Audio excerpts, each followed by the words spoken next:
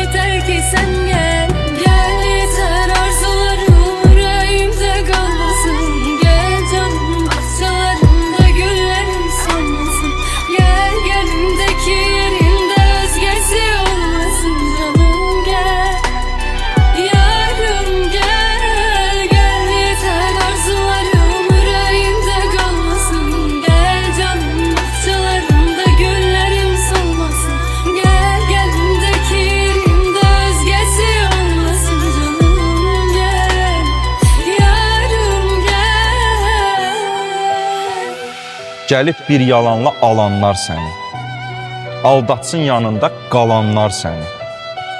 Bax, əsir alanda yalanlar səni, doğruma düzümə möhtac qalasan.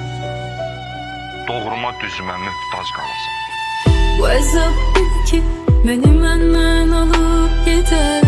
Geçən zaman sənin yolunda hədər. Getdiyim gündən bircə bunalım kədər. Qayıt gəl ömrümə həsrət, canımı incitər. Gözləri yolda, qəlbi bir an olmuşam. Doğrularım sən, özüm yalan olmuşam. Gəl artıq yetər, ömrü talan olmuşam. Bu bədənim yaşamış, səninlə dağılmışam.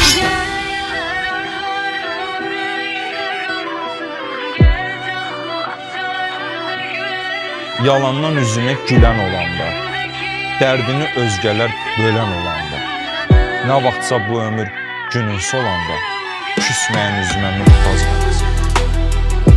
Küsməyən üzümə möhtac qalasan.